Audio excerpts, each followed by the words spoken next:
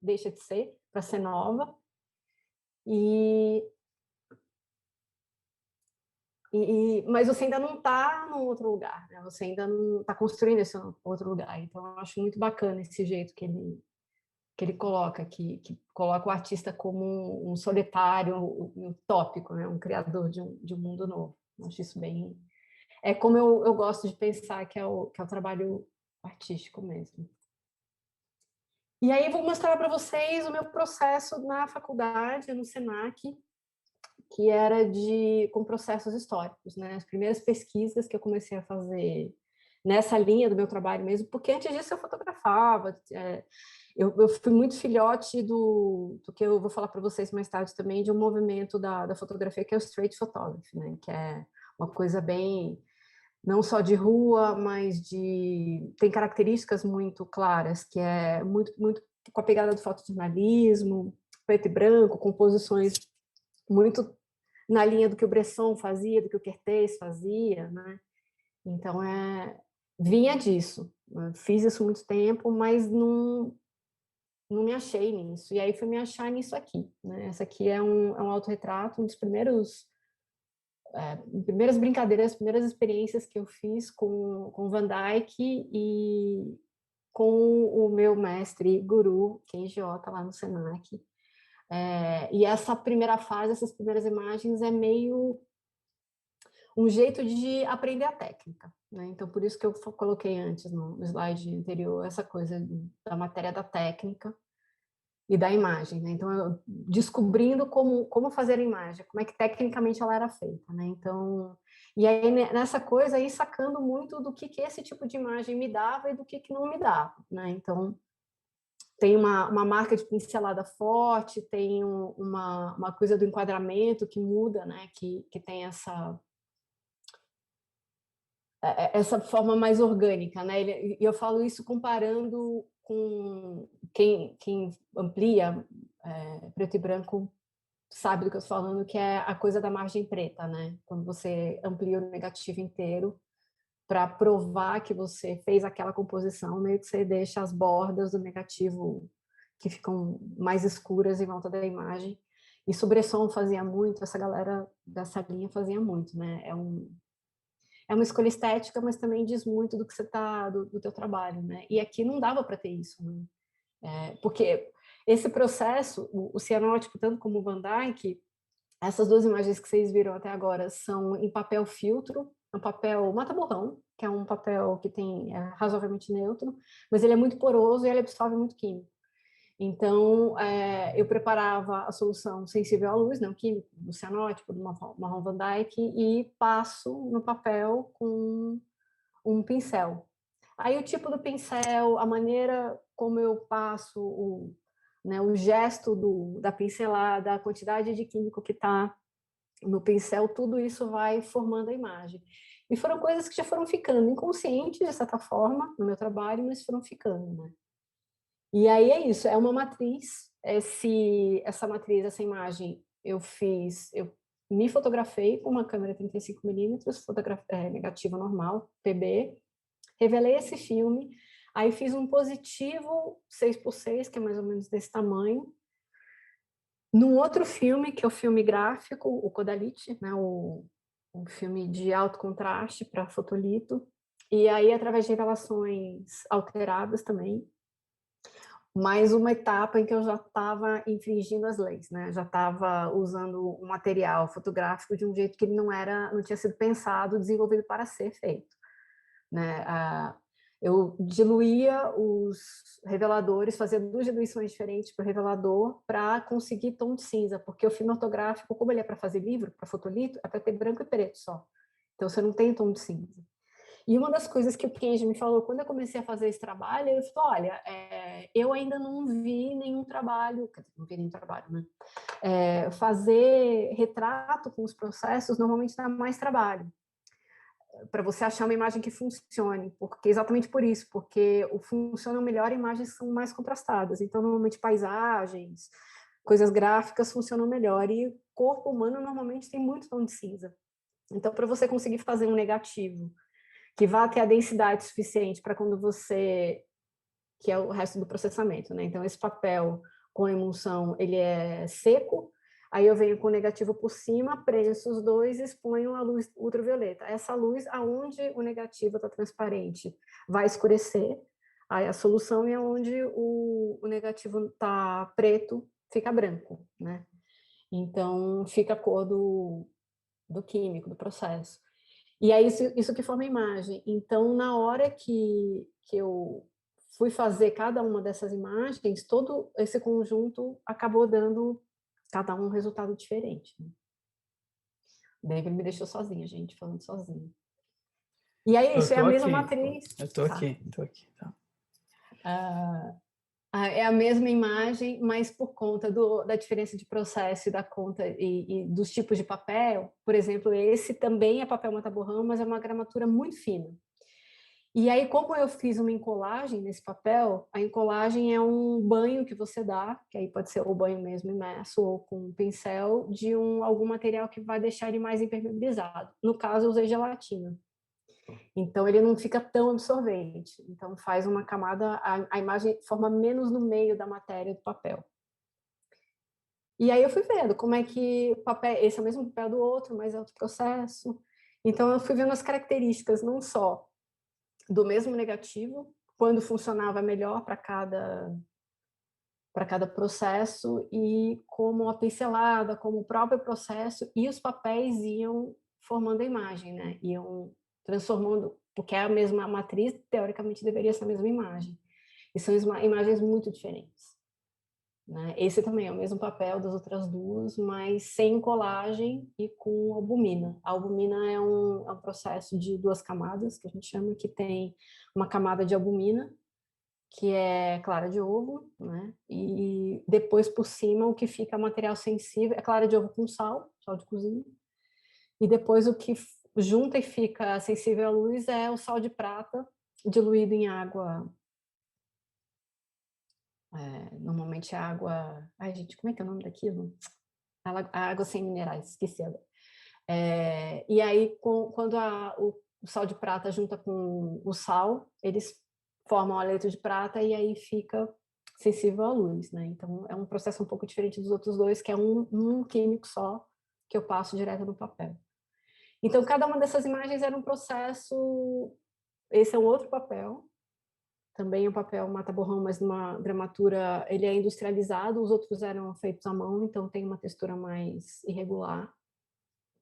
Cianótipo também, marrom Van Dyke, e aí fui vendo isso, né, como a matéria acaba sendo tão importante quanto o negativo, quanto a composição da imagem, quanto o conteúdo da imagem, e como não só tão importante, porque mesmo por um processo mais tradicional de ampliação, né, filme preto e branco colorido, é o que eu estou chamando de mais tradicional, também tem uma importância, mas como a relação na formação da imagem é diferente, né? O que você espera de um papel fotográfico preto e branco, quando você vai fazer uma ampliação mais nessa linha tradicional, você quer que o papel fique invisível, né?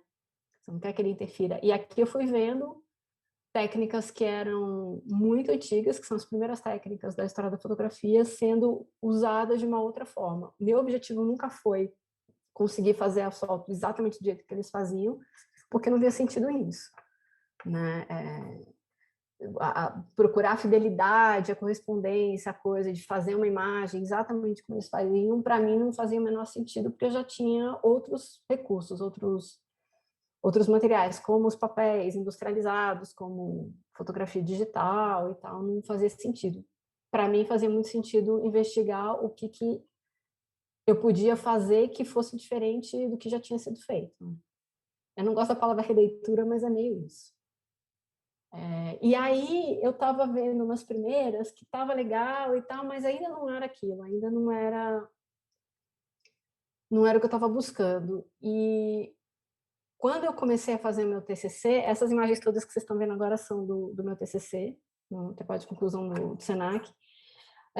Eu estava querendo usar, na verdade, eu comecei a fotografar como trabalho de conclusão, fazer retrato de homens nus no estúdio branco e tal. E não estava funcionando. Sim, tecnicamente as imagens estavam saindo, eu estava conseguindo fotografar e tal, mas não estava conseguindo fazer um trabalho, alguma coisa, não estava achando a resposta. Estava muito frio, estava muito ascético, eu acho. Estava muito amarrado numa série de coisas. Isso depois eu fui entender, né? Eu estava muito reproduzindo muita coisa que eu tinha visto na história da fotografia, coisas que eu gostava, mas não estava fazendo sentido para o meu trabalho, porque era meu trabalho.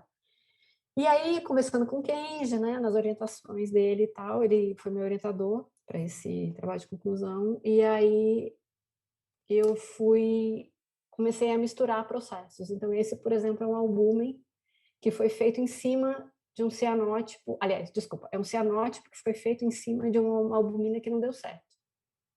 Então, eu processei o papel todo, expus com o negativo, mas não deu certo porque não saiu a imagem que eu queria, não saiu a imagem. E às vezes acontece isso, né?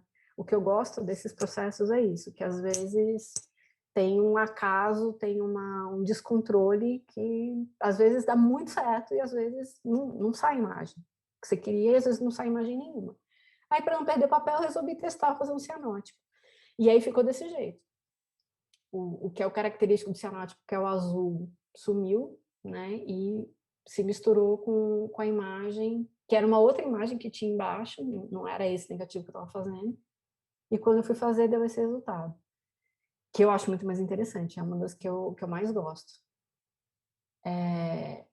Essa coisa de ver a mesma matriz com resultados completamente diferentes foi muito bacana. Isso abriu a minha cabeça muito para como eu podia usar o suporte como um coadjuvante, né? Como um coautor. Eu gosto de chamar de coautor. E essa aqui eu queria mostrar, porque eu queria mostrar essa aqui é a mesma imagem, é exatamente o mesmo print, só que com duas iluminações diferentes, né? Em duas etapas diferentes. Então, essa metalização que vocês estão vendo é a prata do nitrato de prata, do processo do papel salgado, que foi o que eu pus por cima, por último, e que metalizou. Então, ela era mais assim, e aí, com o tempo, com a oxidação da prata, ela foi ficando assim. Tem uma diferença um pouco de ângulo de luz também, né? Mas é isso que eu acho incrível, como isso que me encantou. E aí estava fisgada já, né, por essa discussão toda de como a matéria é tão autora da imagem quanto o fotógrafo, quanto o autor, o artista quiser, né? E aí essas são as imagens do TCC mesmo. Essas são as primeiras que eu fiz, mas ainda também com uma coisa de ter margem, né? Eu lembro de uma das orientações que o Cage falou para mim assim, mas por que as tuas imagens todas têm borda, né? E eu não tinha me dado conta que elas tinham. Eu só fui me dar conta depois que ele viu e falou. Então era ainda uma outra coisa, de um outro jeito de fotografar que eu estava carregando ainda, que não tinha problema usar. Mas eu estava usando sem me dar conta que estava usando, né? Então, tá, é uma coisa que eu preciso começar a pensar. Eu quero com margem, faz sentido, estou só reproduzindo uma coisa que eu estou carregando, ou é isso mesmo, né? E aí, quando eu comecei a misturar os processos, aí sim eu comecei a encontrar as imagens que eu queria. Aí as mesmas imagens que eu tinha editado lá, para ampliar em papel preto e branco, normal e tal, que eu achava que não estava funcionando, aqui viraram outra coisa, e aí sim virou o trabalho que eu acabei apresentando, defendendo. Então.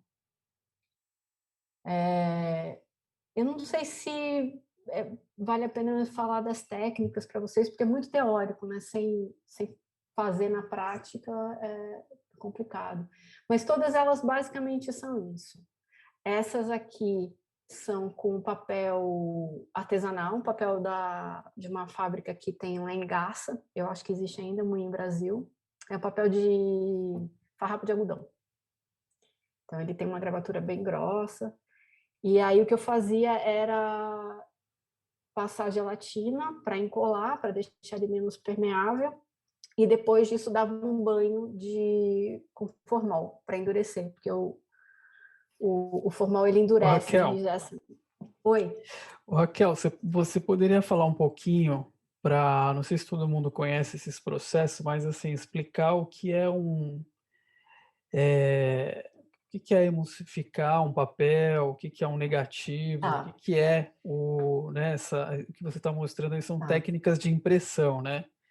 Então, explicar o São, processo são técnicas de... de... Exato. Eu não Ah, gosto do termo impressão porque não é uma máquina, né? Ele é o print no sentido... Ele é impressão nesse sentido de ser um print, mas está mais para uma ampliação, eu diria.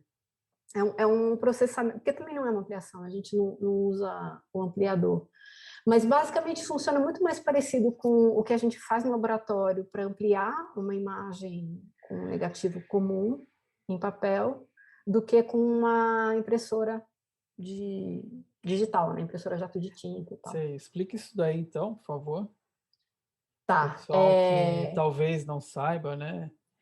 é, é, Ah, tudo começa fotografando com uma câmera normal, câmera analógica. Isso tudo eu estou falando analógico, não tem nada digital. Nada do que vocês vão ver aqui teve nenhuma etapa digital. Então, põe o filme preto e branco na câmera, faz a foto, né? Eu fotografei esses meus amigos em estúdio tal, com um médio formato. Eu já estava usando uma câmera maior, de médio formato, para já fazer o negativo. E aí é isso, o negativo é o filme que você revela e a imagem está invertida, né? Está negativa. Essa imagem inicial, porque o que acontece? Esses processos todos, eles são por contato.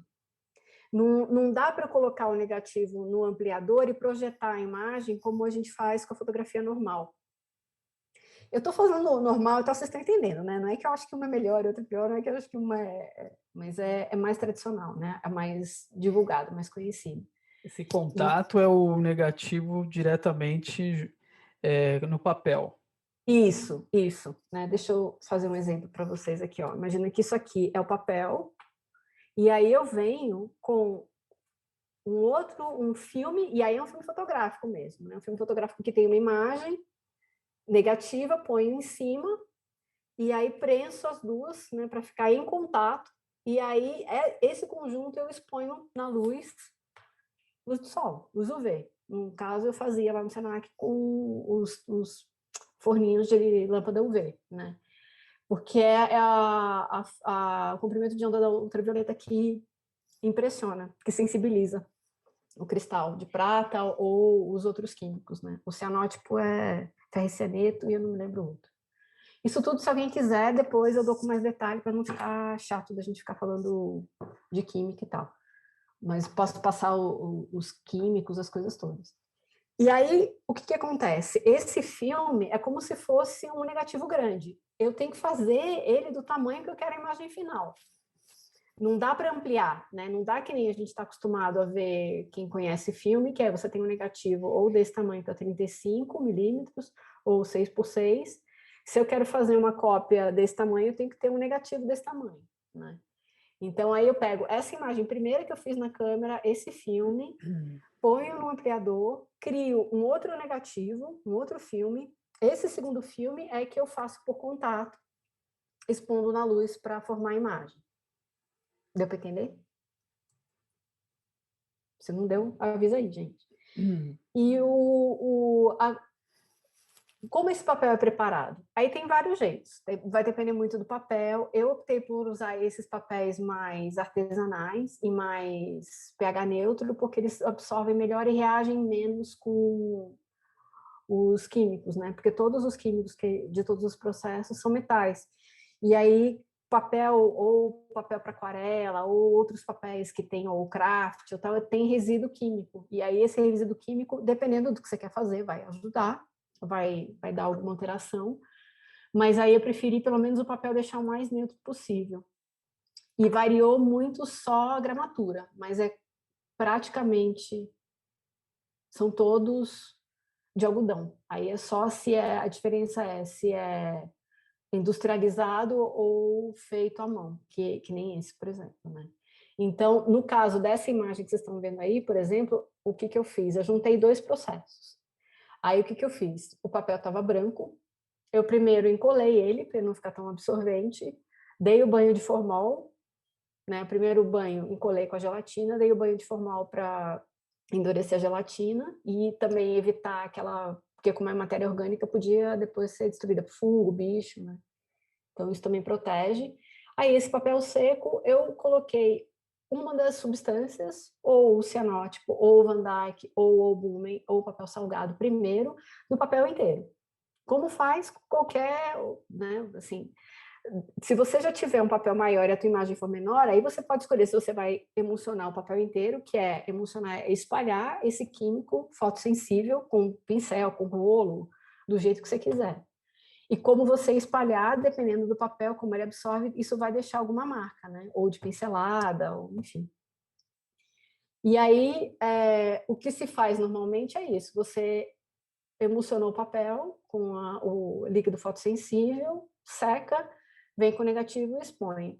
Nessa imagem, eu fiz essa primeira emulsão, sequei e expus sem negativo nenhum. Então, o papel inteiro ficou ou todo azul ou todo marrom.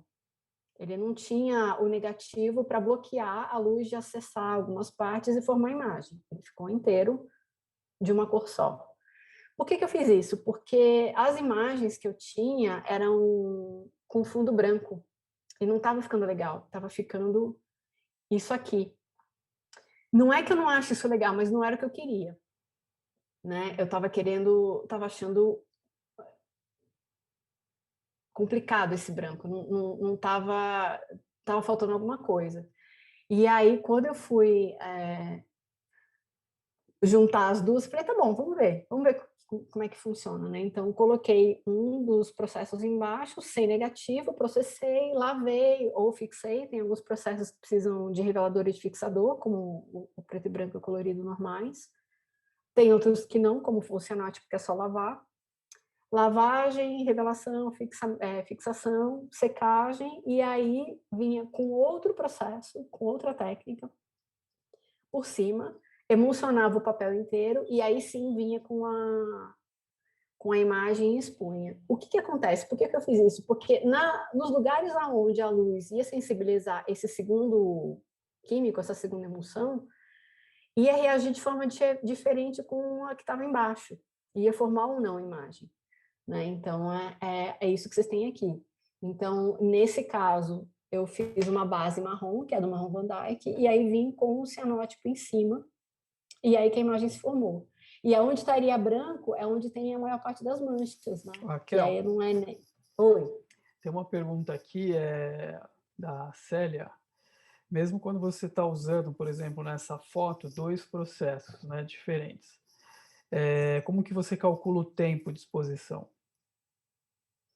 Depende muito, cada processo tem tempos muito diferentes. A goma bicromatada, por exemplo, são 2, 3 segundos.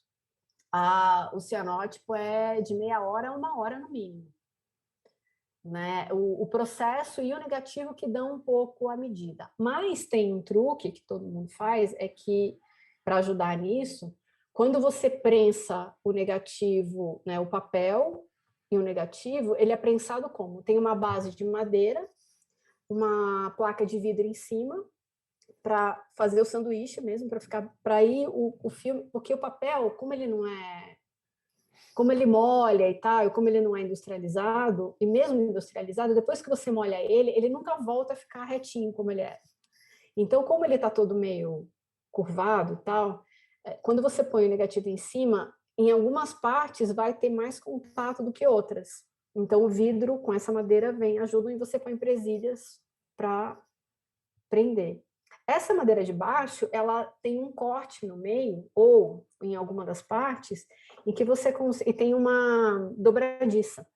Você consegue. Então, fica o vidro, isso em pé, né? Esse conjunto todo que estava aqui, olhando em pé, fica o vidro, o negativo, o papel e a placa de madeira. Só que essa placa de madeira, essa partezinha daqui, você consegue fazer isso. Então, você consegue abrir e olhar sem tirar o negativo do registro que ele está fazendo, sem mudar de lugar para ele, né, não começar a fazer imagem em outro lugar.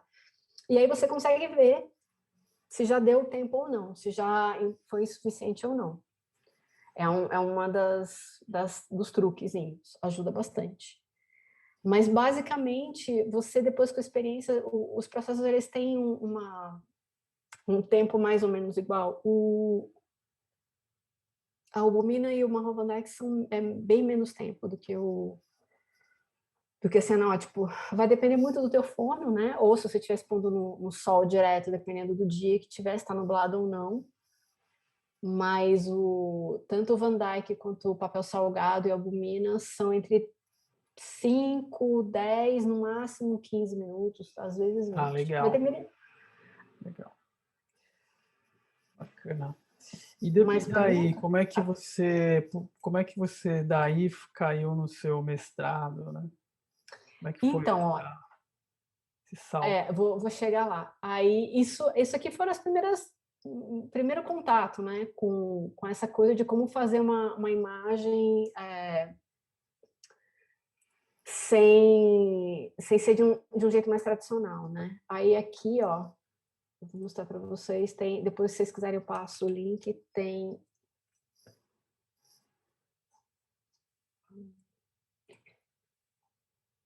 isso aqui tem outras imagens além dessas que vocês viram. Passando rapidinho só para vocês darem uma olhada, tá?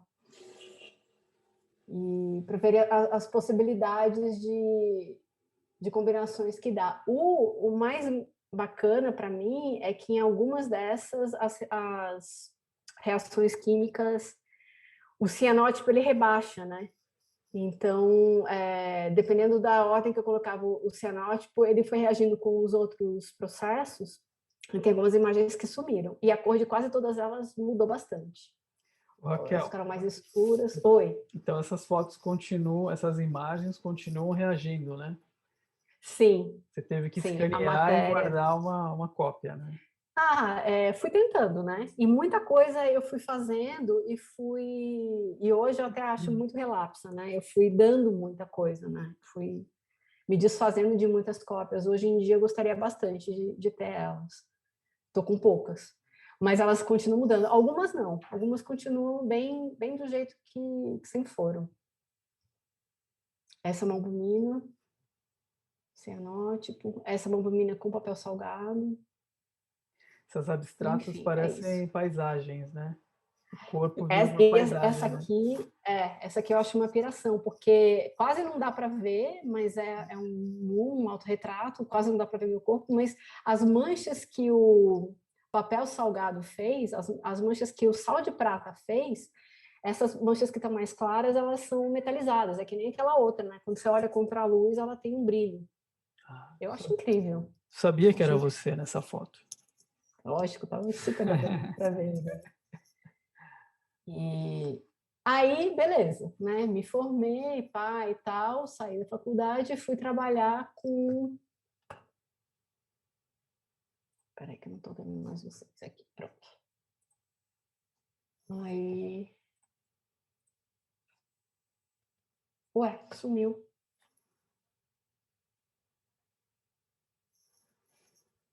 Ai, gente, não tô achando vocês, mas peraí. No rodapé vai aparecer o zoom.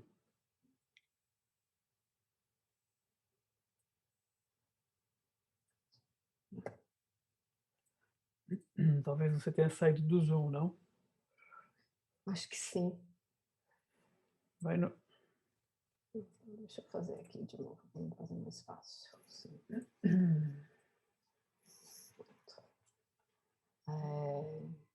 Cadê agora?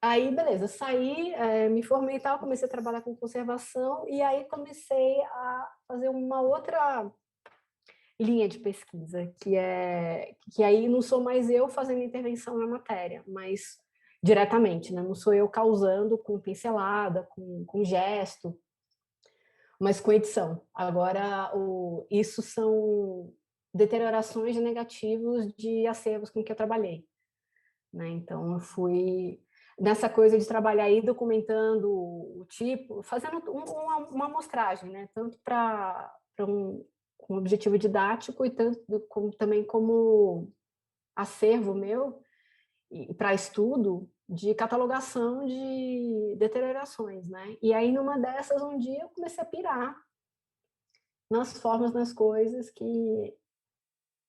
Isso é um negativo de vidro, a parte da emulsão, a parte de trás do negativo de vidro que está totalmente metalizada. Detalhes, né?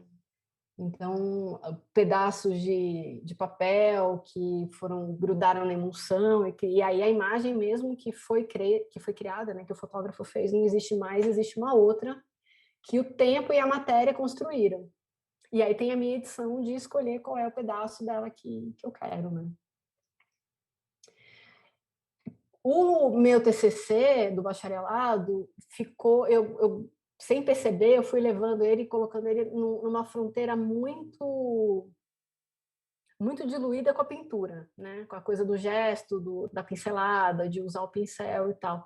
Essa outra série, esse outro trabalho, me aproximou da fotografia, onde ela faz fronteira com a escultura. Porque aí o material já está em 3D, né? Eu vou lá só e meio capto isso, né? E essa é mais difícil, porque aí achar um lugar que tenha uma deterioração interessante, mas que de alguma forma componha com a imagem, aí já é um trabalho mais de garimpo, né? Aí a parte pesada do trabalho é ir vendo coisa e procurando, né? Não é o fazer, porque as outras imagens eu levava 3 dias no mínimo para fazer cada, né? Então, entre preparar papel com colagem, dar o banho de formal, esperar secar, a primeira emulsão, esperar secar, a segunda emulsão, esperar secar, eram no mínimo 3 dias. Aqui o trabalho, a demora é outra, é de encontrar onde tem o que eu quero. Né? Isso eu estou fazendo até hoje. Assim, isso começou em 2010 eu faço até hoje. E eu gosto sempre de deixar alguns indícios de que... Porque como vai para uma coisa muito abstrata, para não ficar para não ir demais para passar muito do limite da fotografia, né? Não se perder a coisa de que ainda é fotografia.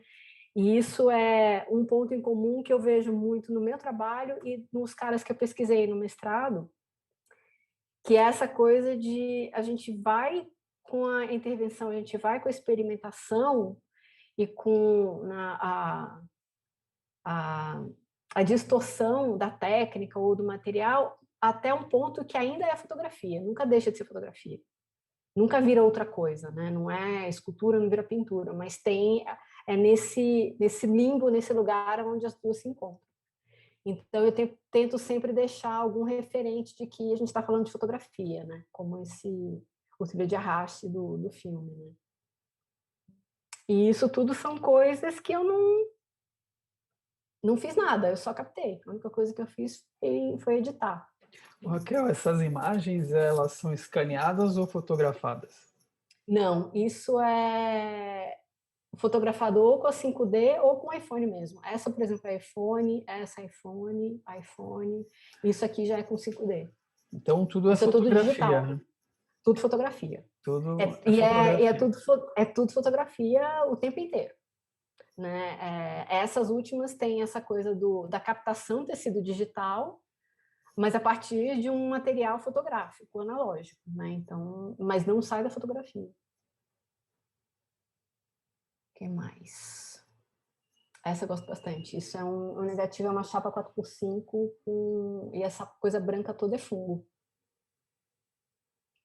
Eu piro, eu gosto bastante dessas coisas. Quanto mais deteriorado, e na minha linha de trabalho é melhor impossível, né? Tô sempre com a mão na massa. Aí a gente chega na minha pesquisa, né? Que aí eu vou falar desses 3 caras, o Denis Briard, o Pierre Cordier e o Jean-Pierre Souda.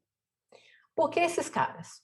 Raquel, Oi? aquela hora eu perguntei da sua pesquisa por conta do tempo, viu? Não é porque Tá. não Ah, quis não, eu sei. ser É porque se deixar deselegante. eu vou. Não, eu É sei. porque E é bom, e a vai me gente dando esse atrasa, toque.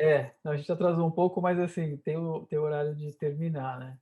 Sim, sim. Mas dá tempo, não. Tranquilo, desculpa. Mas vai me dando os toques, porque se deixar eu vou que vou. Né? Emendo um gancho no outro e vou Não, até eu ampliar. também agora quero saber dessa pesquisa. E aí, por que esses 3 caras? Porque quando eu comecei quando eu estava fazendo mestrado, eu estava fazendo um mestrado numa universidade que tinha um programa muito mais prático. Eles queriam e forçaram até a barra para a gente fazer teses mais práticas, né?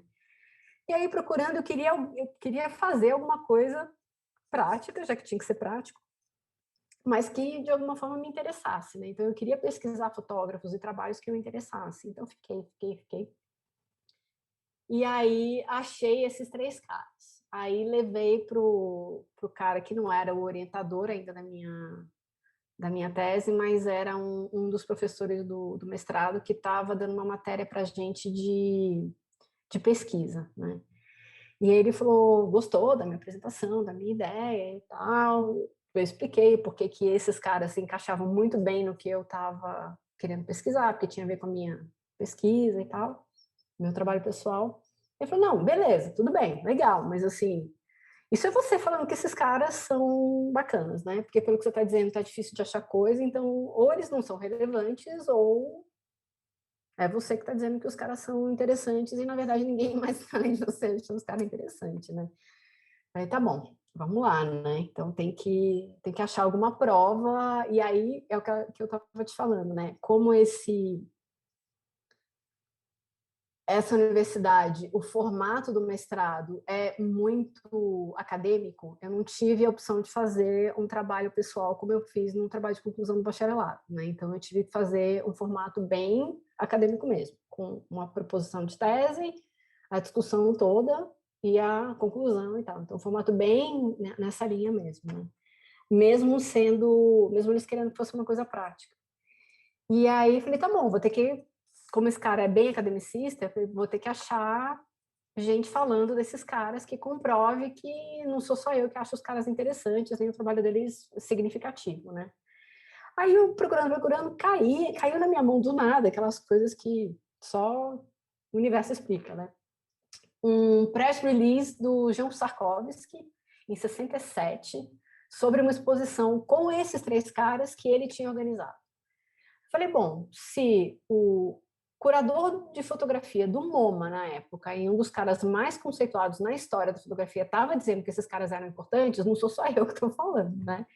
Então, aí é meio esse é um pedacinho do press release dele, que o porquê que eu vim estudar esses caras, né? E é isso, porque são 3 fotógrafos que pensam fora da caixinha, né? A proposta deles é questionar muito o que a gente entende como fotografia, como fotográfico. E eles usam a matéria para fazer isso. Eles usam intervenções na matéria fotográfica, alterações na matéria fotográfica para fazer isso. E aí é o que eu vou mostrar para vocês agora. Primeiro que eu vou mostrar o trabalho do Denis Briard, que é viragem seletiva. Né? A viragem seletiva, o que é? Depois que você tem uma cópia preto e branco, isso é outra coisa que eu preciso falar. Vários pontos em comuns entre os 3. O principal é que os 3 trabalhavam com, originalmente, o que seria um material fotográfico, papel, gelatina de prata, preta e branca. E a partir disso eles faziam o trabalho deles. Né? Então é tudo gelatina de prata, papel fotográfico, PB.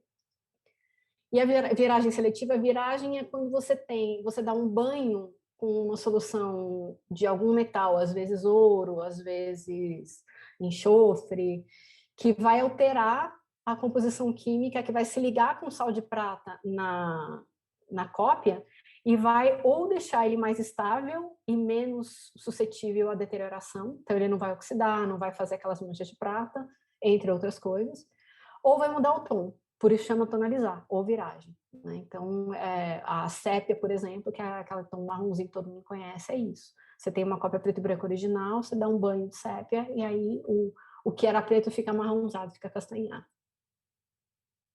E aí tem essa fala dele sobre o trabalho, né? Sobre o que ele pensa a fotografia, que eu acho bem interessante, né?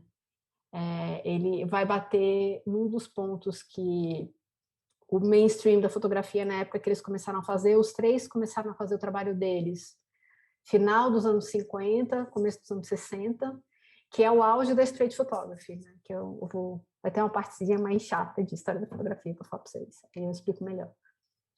E aí é isso, ele vai bater numa das defesas, num dos argumentos de defesa do que é a fotografia, do que determina a fotografia, que é a coisa da reprodutibilidade. E aí a gente volta para falar um dos grandes textos da fotografia, da teoria da fotografia, que é o do Walter Benjamin, a obra de arte na era da reprodutibilidade técnica. Que é isso, a fotografia não foi o primeiro método, mas foi o mais, o que se deu melhor, o que se espalhou mais de reproduzir imagem, né? E é um dos grandes diferenciais da fotografia para escultura, para pintura, para outras artes visuais, que você não tem como, não tinha, né? Até a fotografia você não tinha como reproduzir, como copiar, né? Então, a gravura tem, mas é uma coisa diferente, então... E aí eu gosto muito desse jeito que ele fala, né? Ele vai bater muito nessa coisa de que não é uma reprodução. O que ele faz não é uma reprodução. E o trabalho dele vai bem nessa linha de todos os três fazem, além de serem preto e branco, são objetos únicos. Apesar de virem da fotografia, e essa é uma das questões que eu acho incrível neles, que eles cutucam mesmo isso, fazem objetos únicos, né? E aí, essa é uma das primeiras imagens que eu vou mostrar para vocês do Briat. Eu tenho pouca deles, tenho acho que 3 ou 4 só. Isso, que acreditem ou não, é uma ampliação preta e branca que foi tonalizada.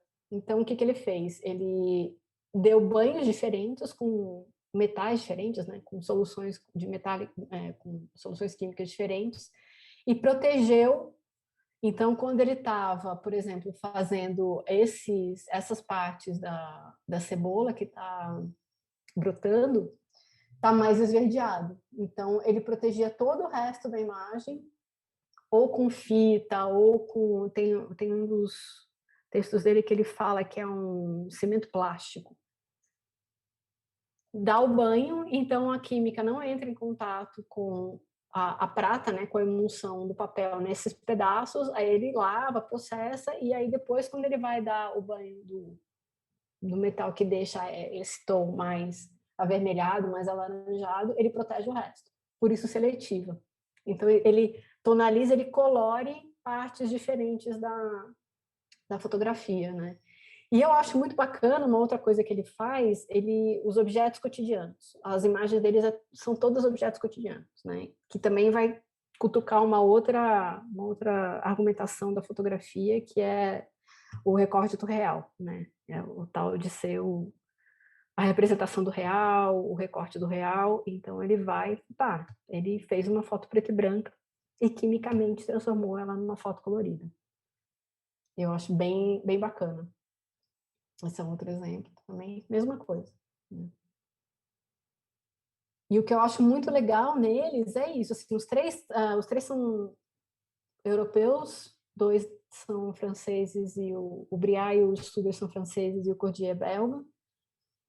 Se conheceram muito jovens, começaram a circular as mesmas exposições, os mesmos grupos de discussão, e os três têm essa coisa da interdisciplinaridade muito forte, né? O Cordier é quem tem mais, mas todos eles ficam muito pegando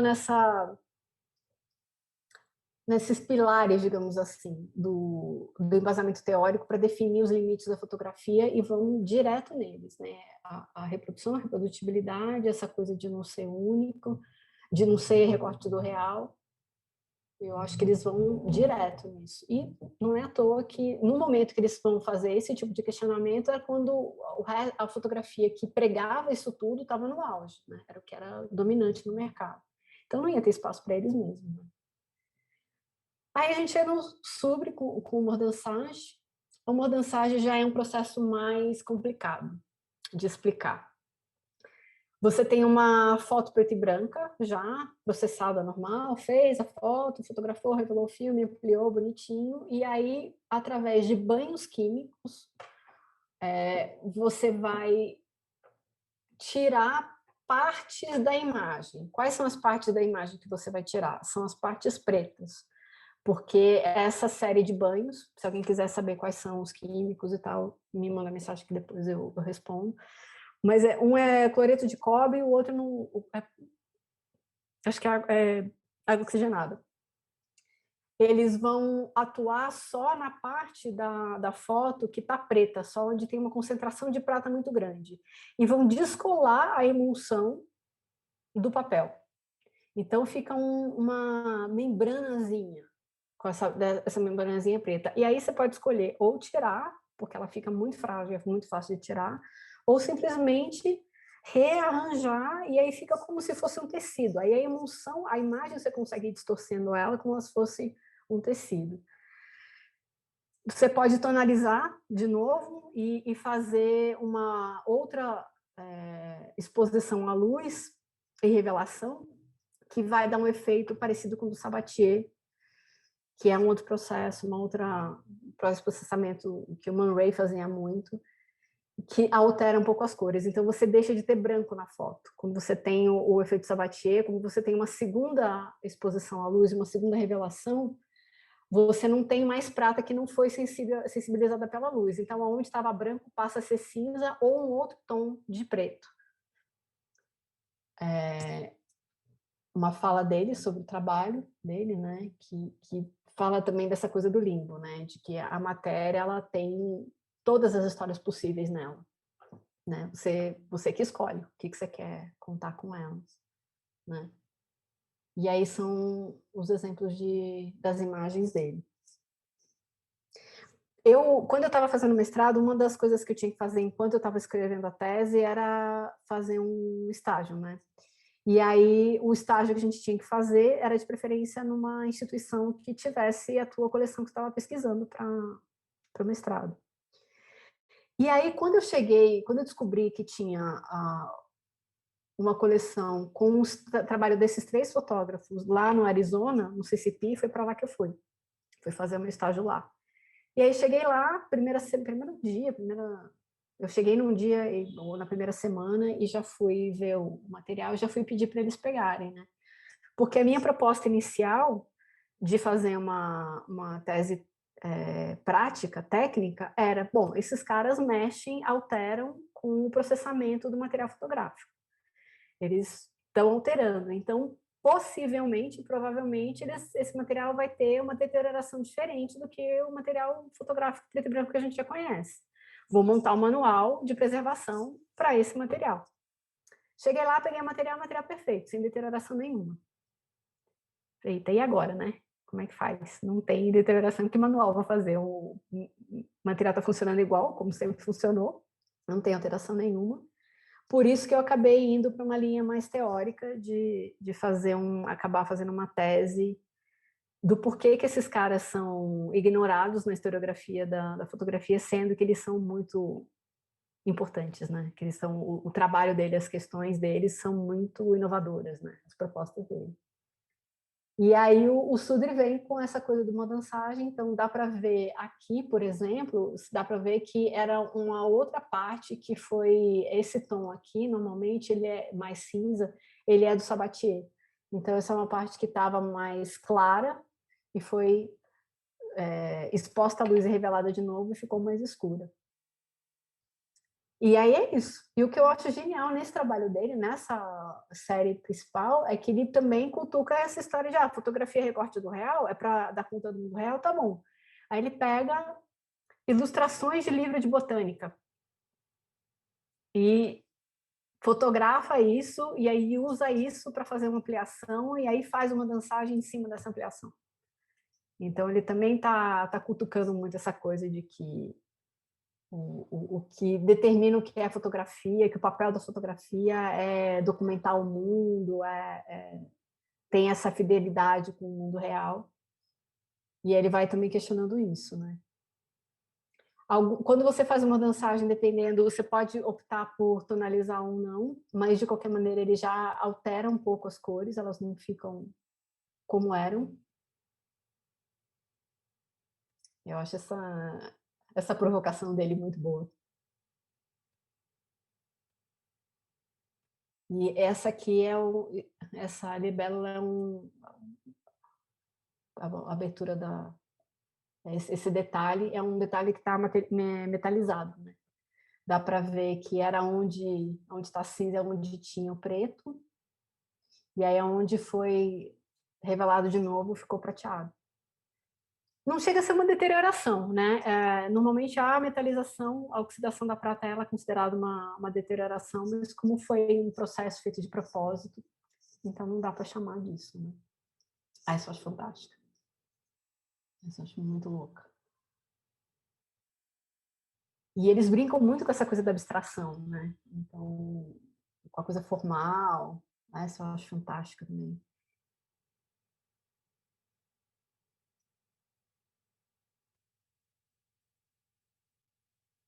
Quimigramas. Chegamos ao Cordier. Essa descrição dele é muito boa, né? Ele mesmo, ele inventou esse processo. Ele não inventou. Outra coisa que eu acho bacana dos três é que nenhuma das técnicas deles era novidade. Eles só usaram técnicas que já eram conhecidas desde o início da fotografia. Essa coisa da tonalização, todo mundo já conhecia faz tempo. Essa coisa do etching e do bleaching também são técnicas que são essas duas técnicas combinadas que fazem mordançagem, também já eram conhecidas desde o início da fotografia. Eles só fazem uma releitura, eles só utilizam de outro jeito, eles só subvertem o uso, né? E o quimigrama é o que eu acho mais genial de todos eles, porque é papel fotográfico com revelador e fixador e luz. Você faz ele na luz, não precisa ser no laboratório. Né? E aí é isso, você usa o químico ou para escurecer ou para branquear a parte do papel que você quer, e isso forma imagem. Sem câmera, sem ampliador, né? Eu gosto bastante. E os resultados eu acho os mais interessantes, né? As doideiras que o Cordier fez são incríveis. Esse é um primeiro quimigrama dele, que é a mão dele com um revelador, e aí pôs no papel, e foi, e é isso, né? Depois fixou e tal. Porque o que acontece? O revelador, ele transforma a prata, a emulsão que está na superfície do papel, ele transforma ela de prata em cristal, em sal, em prata metálica, e é por isso que ela escurece, por isso que ela fica preta. Isso é o revelador. O fixador, ele tira a prata que não foi escurecida. Então, o fixador deixa branco e o revelador deixa preto. É mais ou menos isso. Essa eu acho genial. Ele é um autorretrato dele, né? Que ele, de alguma forma, passou fixador na cara e aí imprensou o papel no rosto e aí processou normal. Já brincando com isso, né? Como é que, também sem câmera, também brincando, usando a matéria como um coadjuvante, né? E aí aqui são as coisas dele que eu gosto mais. Aí o jeito e como e ordem aonde ele põe o revelador e o fixador que vão dando esses efeitos. E se você disser que isso é fotografia para alguém, o povo vai olhar e falar, mano, como assim fotografia, né? Não tem o fotográfico que a gente está acostumado, né? Mas você consegue ver que não é aqui, ó, por exemplo, em alguns lugares tem a coisa da onde o químico, de alguma forma, não ficou como deveria, né? Essa eu acho muito bacana, porque ela, na verdade, o Cordier vai muito direto na tiração de sarro, sei o que eu estou dizendo, né? No questionamento com as coisas da fotografia. Essa imagem, ela chama, o nome dela, o título é Homenagem a Stiglitz, não, Homenagem a Steerage, que é uma das fotos clássicas da história da fotografia, que é vou mostrar depois ela, o original, do Stiglitz, que é um dos grandes fotógrafos da história da fotografia e um dos pais do pictorialismo, que é um dos primeiros movimentos da fotografia que tem a ver com usar a materialidade da fotografia para compor a imagem. Então, e ele vai fazendo essas piadinhas, né? Essa aqui chama Homenagem a Marré, que é um dos primeiros fotógrafos que fez aquelas fotos de movimento do ser humano. Então, dá para ver aqui, por exemplo, que tem ele pegou aquela foto de alguma forma e conseguiu fazer como quimigrama. E ele não explica muito bem como ele faz, né? Eu cheguei a conversar com ele, ele estava vivo ainda quando eu fiz o mestrado. Ele me mandou um livro dele, inclusive. Mas tem algumas coisas que ele não dá. O princípio é esse: é químico direto no papel, sem câmera, sem nada. Mas como ele faz isso, tem algum macete, tem alguma coisa que ele não quis entregar. E isso papel preto e branco, que ele também colorizou, mas aí ele colorizou usando os processos químicos de revelação do colorido. Eu acho que isso é papel colorido que ele fez quimigrama. As leituras aonde eu pesquisei não fica claro. A única referência que eu tinha, que eu achei, é dizendo que isso é papel preto e branco. Eu acho que é um engano na pesquisa. Conhecendo a matéria, já tendo revelado, mexido com papel colorido, eu acho que isso tem a ver, eu posso estar enganada, mas eu acho que é quimigrama em papel colorido. Esse é um retrato do Marré, que é o fotógrafo original da anterior, da série, né, dos movimentos. Homenagem a Muybridge, que também é um outro dos primeiros fotógrafos científicos que foi quem fez a primeira filmagem, né, que provou que os cavalos tiram as 4 patas do chão. E essa é a sequência. Ele está fazendo tá vendo? É uma releitura do Muybridge. Essas são as imagens deles, né, que eu tenho para mostrar. Não tem muito mais do que isso na internet. Se vocês quiserem buscar, é difícil de achar, exatamente por isso, porque eles foram totalmente ignorados. Quando tem menção a ele nos livros de história da fotografia, é uma nota de rodapé ou um parágrafo no máximo. Essa aqui eu acho muito boa. O título dela é Homenagem a Anônimos. São retratos 3x4 que, de alguma forma, ele conseguiu fazer essa transferência. Dá para você ver que é um rosto, né? E aí, como é que ele faz isso? Ele usa muito alguns bloqueadores, né? Então, nas pesquisas que eu fiz, eu consegui descobrir que tem os bloqueadores que ele usa, às vezes são vernizes. Então, ele passa o verniz em algumas partes da imagem para proteger aquela parte de entrar em contato ou com o revelador ou com o fixador, e vai desenhando, meio desse jeito, né? Uma colorida de novo. E aí a gente vai para a parte mais chatinha, que é a história da fotografia. Por que eu fui fazer essa tese, né? Essa hipótese de que eles foram relegados na história da fotografia? E aí eu fui fazer um apanhado histórico de como a matéria fotográfica foi tratada e foi pensada na história da fotografia, né? Então a gente começa no século XIX, quando a fotografia foi inventada. Um dos primeiros desafios da fotografia foi se provar como arte, porque tinha essa ideia de que, porque usava uma máquina, qualquer um podia fazer, então não podia ser considerado arte, porque não tinha a criação do artista, né? Não tinha a mão do autor, porque se usava uma câmera, né, para fazer. Hoje a gente entende que não tem nada mais sem noção, sem fundamento do que isso.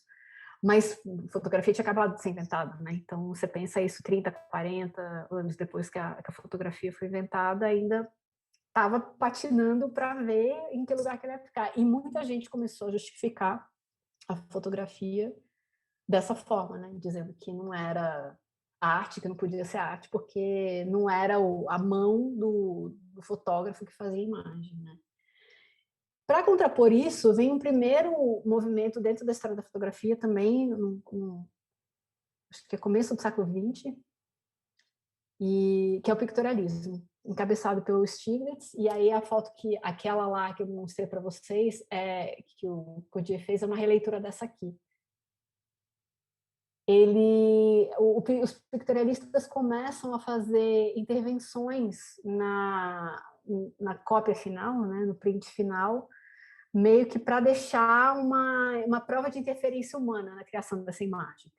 Então, desde a maneira como eles emulsionavam o papel, porque nessa época, quem fazia a fotografia estava muito ainda restrito aos conhecedores, né? Aos poucos que sabiam de química, de ótica e tal. Então, os fotógrafos, nessa época, eles mesmos que preparavam as emulsões, os papéis, os químicos, eles mesmos que revelavam, que faziam tudo. Então, eles tinham a possibilidade de alterar, de mudar um pouco do papel, de mudar um pouco da fórmula do elemento químico para dar um diferencial, para não ficar tão realista. O objetivo era que a imagem fotográfica não ficasse tão realista, para não ser acusada de ser uma imagem técnica, sem ser criativa, né? E aí eu trouxe alguns exemplos dos mais conhecidos desse movimento, e aí dá para ver que tem uma proximidade com a pintura muito grande, né? Esteticamente, formalmente, tem uma cara de pintura. E é isso, né? Depois desse movimento, tem o que a gente chamou de street photography, né? Que é essa que eu estava falando para vocês, que é todo esse movimento, década de 40, 50, 60, muito pautado para fotojornalismo, mas com grandes representantes que não eram nada fotojornalista, como o Paul Strand, como o Weston. E qual era a proposta deles? O que eles achavam que era o que definia a fotografia?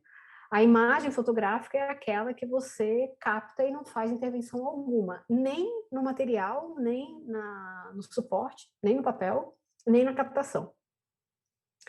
É isso, é o que você viu, é o que você captou, você não fez interferência alguma. E aí nisso entra fotojornalismo, nisso entra coisas como essa imagem famosa do Pimentão do Weston. E eles começam a brincar um pouco com a coisa formal. Mas é isso, o suporte, a matéria fotográfica, tanto a emulsão quanto o papel, tem uma função de ser absolutamente neutros, de ser uma tela em branco que só vai receber a imagem. O que importa para eles é o conteúdo da imagem, né? E tem essa restrição muito para se distanciar do pictorialismo mesmo, de não pode interferir de jeito nenhum com a imagem. Só que aí, nesse mesmo momento histórico, tem um modernismo, né? Que vem pegar todas as artes, principalmente a arte visual, e aí você vai ter gente como o Moholy Nagy e o Man Ray que vão ficar no meio termo, eles vão fazer alterações, mas não é na mesma proposta que os pictorialistas. Eles não querem que fique mais parecido com pintura. Eles querem que seja fotografia, mas quais são as manipulações que a fotografia permite. Então começa a fazer colagem, tem uma manipulação. O Moholy-Nagy ele fazia muito recortar negativo, fazer montagem, fazer colagens com negativo e aí ampliar essa montagem. Então o resultado final é uma cópia preta e branca, processada normalmente, sem nenhuma interferência, mas teve uma interferência no processo, né, entre a captação e a produção dessa imagem.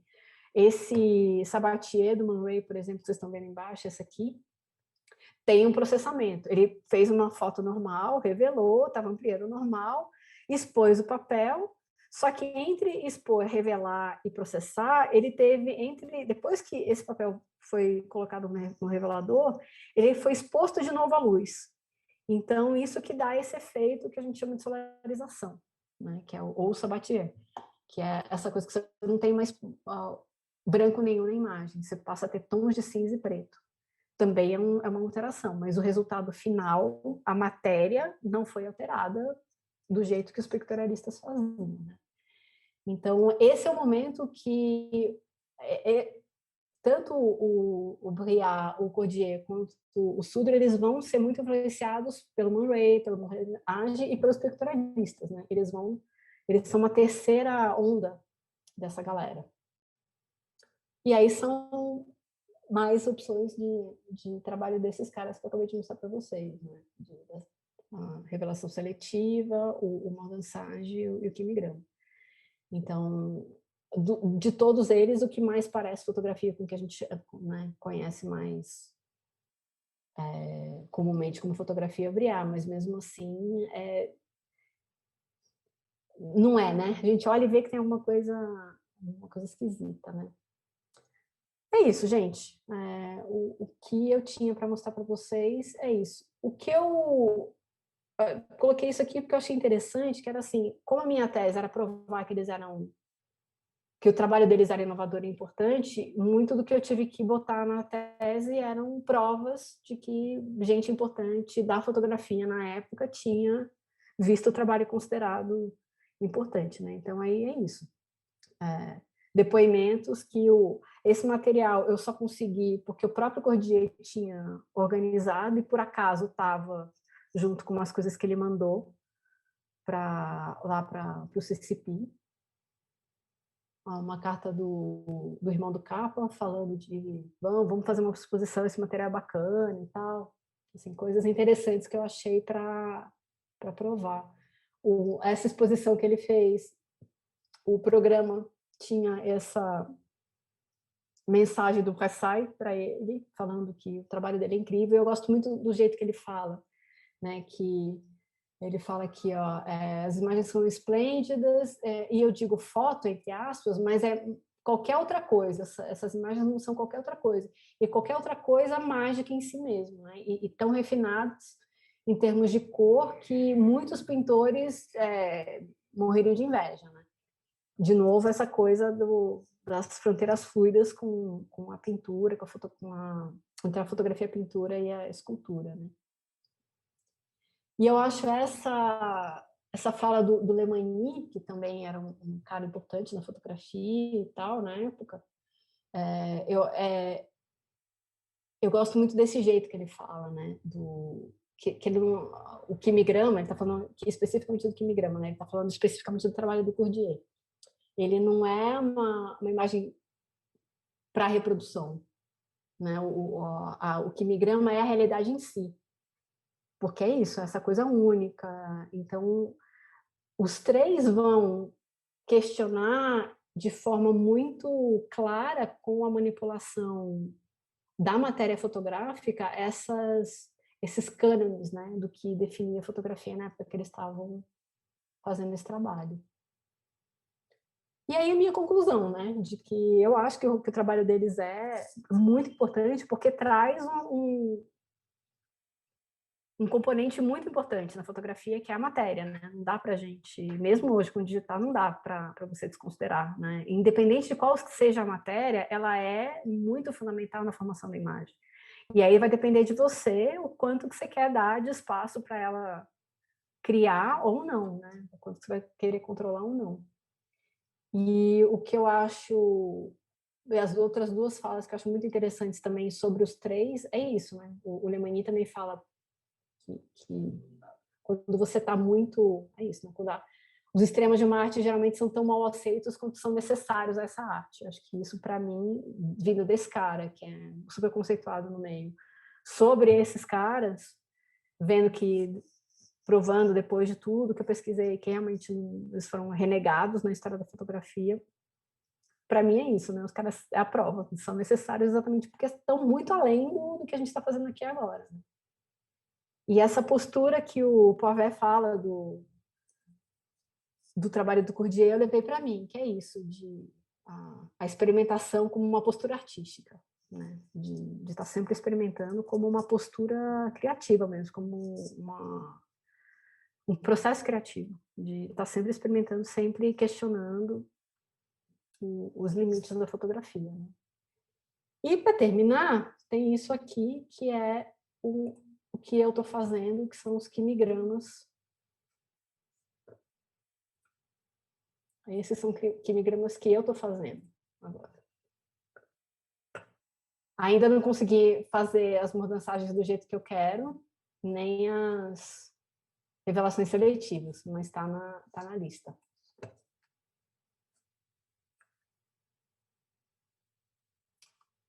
Isso é o que eu estou fazendo agora. Agora que eu tenho laboratório de novo, né? Porque até esse meio tempo eu estava sem laboratório nenhum. Então agora eu tenho laboratório, criador, vou conseguir voltar a dar continuidade para isso. Isso também está lá no site do Lens Culture, se vocês quiserem olhar mais com calma. É isso, gente. Passa mais uma vez, Raquel, Essa aqui? mais lentamente, Tá. Então essas imagens você vai meio que desenhando essas, né? Cada uma tem um jeito, químicos, mas né? mas aí pelo que eu pesquisei vendo o Cordier, né, do que ele falava, muito pincel, tenho ainda um gesto que é o trabalho dele, eu acho que para mim resume muito tudo isso que eu estou falando, porque traz o gesto da pintura e aí junta pictorialismo e aí junta essa coisa do fazer mesmo, de você se colocar na imagem e alterar a imagem, né? Com o gesto, e às vezes é com seringa, às vezes é com as que eu faço, né? Às vezes é com algodão, às vezes é com textura, às vezes é com a mão mesmo. Eu ainda estou patinando um pouco com esses bloqueadores que ele usa, os vernizes, essas coisas, né? Porque não peguei a manha ainda. Mas estou me divertindo, horrores, em descobrir. E aí né? Estou ganhando muito de papel velho. Gente, me dá papel velho, me dá papel velho colorido, preto e branco. Não tem utilidade, está velado, não importa. Para mim, eu vou velar mesmo, né? Então, se já está velado, para mim não. Você acha que o processo é mais importante que o resultado? Para mim, que estou fazendo, sim. Para quem vai ver, não. Eu acho que não. Não acho que o processo justifique. Tá. E Né? tem algo que, assim, esteticamente, que você tá buscando alguma coisa, você está tentando criar uma coisa própria, de repente, você está buscando alguma coisa com isso? Alguma coisa, assim, esteticamente, você tem alguma imagem que você diz assim, eu cheguei onde eu queria, ou esse é o caminho? Ainda, nos quimigramas ainda não. No Mordansagem eu tenho algumas ideias do que eu quero fazer, mas ainda não consegui, ainda não. O que eu acho mais legal e o que o meu primeiro trabalho com isso me disse muito claro é que, assim, quanto menos eu tiver querendo chegar em algum lugar com uma ideia, melhor, né? Porque às vezes que eu patinei mais com cianótipo, com Van Dyke, com esses processos no começo, foram as vezes que eu tinha uma imagem ou uma ideia formada que eu queria. Então, para mim, pelo menos, para o meu processo criativo, funciona mais ir fazendo, ir descobrindo como fazer, o que resultado que dá, e deixar o acaso, deixar a coisa me dizer, do que eu tentar ir atrás, né? Isso tudo que eu estou mostrando para vocês, eu gosto bastante. Não acho que tem um corpo de trabalho ainda coeso, né? Pelo menos dos quiligramas, tal, eu estou começando a fazer, tem 1 ano e pouco que eu estou fazendo, né? Então, mas eu quero muito voltar aos primeiros processos. A essa coisa de misturar cianótipo com Van Dyke e tal, mas aí agora misturar de um jeito que vai ficar um pouco mais parecido com a tonalização seletiva. Você acha que do dá para Briard. incluir o quimigrama nessas outras técnicas? O que eu tô pirando é exatamente isso. Se é uma. Acho que talvez te respondendo isso do objetivo, as imagens que eu quero fazer vão, de alguma forma, incluir tudo isso, em algum momento. Né? O que eu aprendi com cianótipo, com Van Dyke ou com quimigrama, com mordansage, eu vou, por exemplo, a mordansage dá para você fazer a tonalização seletiva. Então, dá para eu misturar as duas. Dá para eu manipular, mexer, deslocar a emulsão e depois tonalizar ela do jeito que eu quiser. Né? Então, tem muita coisa para explorar ainda. Tem um campo de convergência dessas técnicas que, para mim, é onde eu quero chegar, mas nem estou muito longe disso ainda. Mas, sem dúvida. Quero fazer também, voltar ao contrário, também fazer o que eu peguei com mordansagem, com quimigrama, com essas coisas, nos processos históricos. E aí ver como ajustar isso. Ideia na cabeça do que seria uma imagem para juntar isso eu já tenho, mas daí a botar a mão na massa e conseguir fazer alguma coisa que funcione mesmo, tem uma distância, né? E tem Essas tempo de imagens, laboratório. experimentalismo, a imagem tem uma vontade própria, né? Eu acho que é bem isso. O que eu entendi do meu processo criativo e desses caras é meio isso, né? Assim, eu só dei um pouco de limite, só dei algumas restrições e deixo o resto acontecer. Eu não sou a única autora da coisa, né? O acaso é um grande companheiro disso. Às vezes, não, né? Às vezes só te ferra, às vezes só te faz gastar tempo, dinheiro e material. Mas quando te recompensa também. E eu lembro muito de uma fala da Fátima Roque, que foi uma professora que eu tive no Senac, maravilhosa, né? Eu estava bem no comecinho, estava aprendendo ainda a fazer os processos. Aí um dia botando uma das cópias na esteira, falei, que bosta, não deu certo, né? E ela, genial, abriu a esteira, olhou e falou, não, isso aqui o quê? Não é uma imagem, não. Não é a imagem que você queria, né? Mas não quer dizer que não tem imagem. Então, esse equilíbrio entre ter uma ideia, ter uma proposta, ter uma coisa que você quer, mas estar aberto ao mesmo tempo para o que vai vir, que pode te mostrar coisas muito mais interessantes, que é aonde eu gosto de ficar, onde eu acho que dá mais jogo, né? É mais divertido. É muito menos prático, né? É muito Ah, é. menos, é muito mais tentativa e erro, né? É diferente da fotografia que você sabe que existe o mundo, as coisas existem, existe a luz, a sombra, objetos, pessoas, e você vai enquadrar, né? Exato, Eu uso o Scott McKinley, ele diz que na fotografia você não compõe, você enquadra. exato. Mas aqui no Quimigrama você compõe, né? Porque você traz coisas para dentro do É. quadro e elas reagem. Você cria situações, né? É. O E quadro em si passa a enquadrar, né? Eu escolho qual é o quadro, qual é o limite que ele vai ter, mas o quadro em si também passa a enquadrar, né? Às vezes enquadrar mais até do que eu que estou fazendo a imagem. é, é legal essa ideia da composição e do enquadramento. Não que não é para limitar, mas é para você se libertar. Às vezes as pessoas falam, Exato, poxa, mas não, eu estou compondo na fotografia, mas não é para limitar, né, a criação. É para você se libertar disso, porque o princípio é outro, né? Você precisa do mundo para você registrar alguma coisa com a câmera fotográfica, né? o referente, né? Então, você precisa do referente, mas aqui nesse caso não é diferente, né? Você cria mundos, né? Você cria Você cria realidade, né? realidades. E o que eu acho mais bacana no trabalho deles é que de três formas completamente diferentes, eles questionam exatamente esse ponto, né? Quando eu dou workshop, quando eu dou palestra, aula de fotografia e falo sobre o quimigrama, eu sempre pego uma pintura hiperrealista e uma das imagens, aquela das bolinhas, né, do Cordier, ponho lado a lado e falo, e aí? Tem uma pintura e uma... Qual que é a pintura e qual que é a fotografia? Porque o imagético, né, o inconsciente coletivo da gente, o fotográfico, é a coisa do retrato mesmo, né? E aí eu faço questão, inclusive, de pegar uma pintura hiperrealista de um retrato mesmo, né? E aí as pessoas, não, gente, a fotografia é outra. Mas como assim? Então, essa é mais fotografia do que a pintura, porque não tem nada mais fotográfico do que você pegar revelador, fixador, luz no papel fotográfico. Né? Não fica mais fotográfico do que isso. Mas não tem a imagem, o tipo de imagem, o conteúdo da imagem não é o retratando real do mundo que está aí fora? Não, não é. Mas é mais fotográfica até do que, ouso dizer, do que uma imagem digital. Você está escrevendo com a luz da mesma forma, né? Exato, exato. Né? É fotografia raiz, né? Não tem como ficar mais fotográfico do que isso. Você está usando os princípios básicos, que é a luz que escurece um material fotossensível.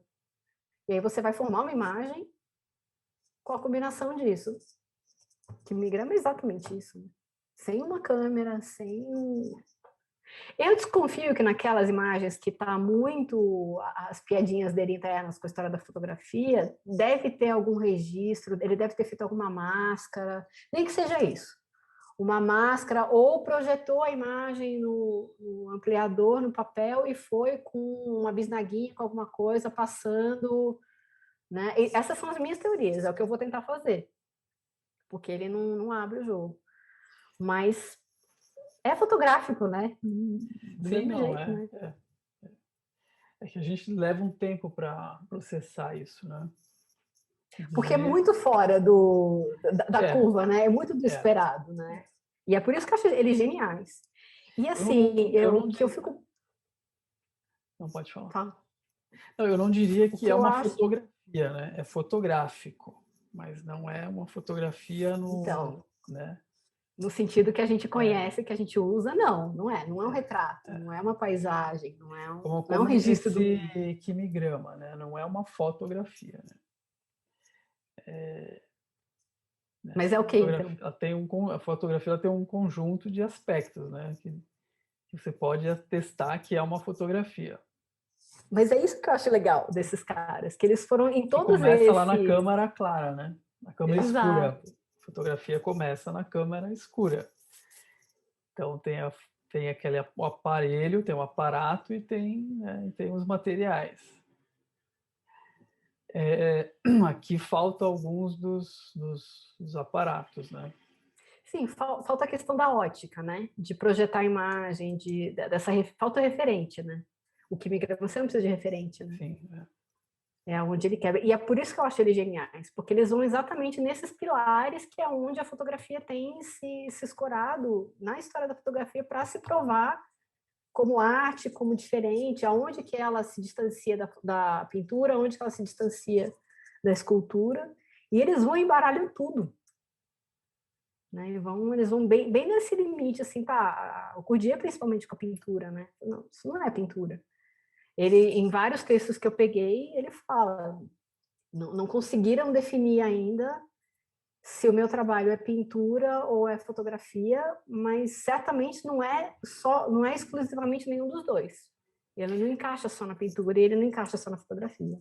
É porque a gente tem dificuldade de entender a coisa em si, né? A gente quer sempre entender por similaridade, por Tem sempre que associação. botar no... Exato, tem sempre que botar numa O caixinha, nosso, né? né, o nosso sistema, assim, o rádio, ele entende assim, né? Por aproximação, por associação. Entender a Sim. coisa em si é muito mais difícil, É, né? Entender a coisa em si.